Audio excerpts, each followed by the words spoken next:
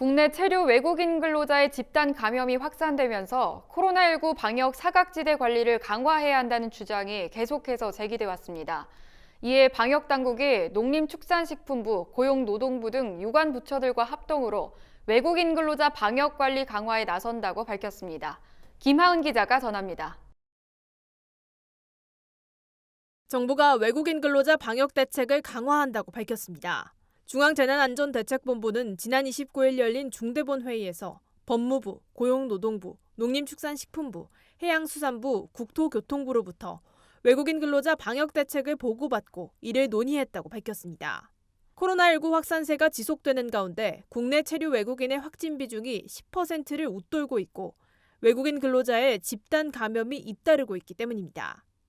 중대본에 따르면 지난 22일부터 28일까지 한 주간 해외 유입을 제외한 코로나19 국내 발생 환자 11,918명 중 13.8%인 1,643명이 외국인인 것으로 파악됐습니다. 이에 따라 각 유관부처는 외국인 근로자 간의 감염 확산을 방지하기 위해 방역 대책을 강화할 예정이라고 밝혔습니다. 농림축산식품부도 농업 분야의 방역 관리 상황을 점검하고 미흡한 농가 등에 대한 방역 관리를 강화할 방침입니다. 농식품부는 먼저 지자체와 함께 5인 이상 외국인 근로자를 고용한 농가를 대상으로 근로자 숙소 관리 상황과 방역 수칙 준수 여부를 중점적으로 살펴볼 계획입니다. 한 방에서 5명이 모여서 살면은 코로나 관련 규정에는 안 맞잖아요. 이게 안 맞는 거라든지 이런 것들은 계도할 수 있도록 하고 환기 같은 데 좀 잘 안 되는 데 있으면은 환기 설비 같은 것들을 좀 보완할 수 있도록 그렇게 이제 조치를 하려고 합니다. 특히 이번 점검에서 방역 관리가 미흡하다고 평가된 농가들은 주기적 점검 체계를 구축해 지속 관리할 방침입니다. 또 근로자의 의심 증상 발견 시 진단 검사를 의무화하고 코로나19 예방 접종을 독려하는 한편 백신 휴가를 부여하는 지침도 마련해 전달할 예정입니다. 이와 함께 정부는 밀집, 밀접, 밀폐 등 산밀 환경으로 감염 위험성이 높은 외국인 근로자 숙소 개선 지원책도 발표했습니다.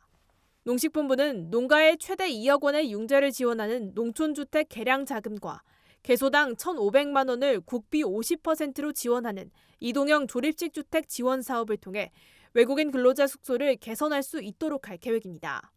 한편 중대본은 외국인 근로자의 코로나19 예방접종을 독려하며 외국인 등록번호가 없는 외국인이라도 지역보건소로부터 임시관리번호를 발급받으면 온라인이나 전화를 통해 백신 예약이 가능하고 이에 따른 단속 및 출국 조치 등 어떠한 불이익도 없다고 강조했습니다. MBS 김하은입니다.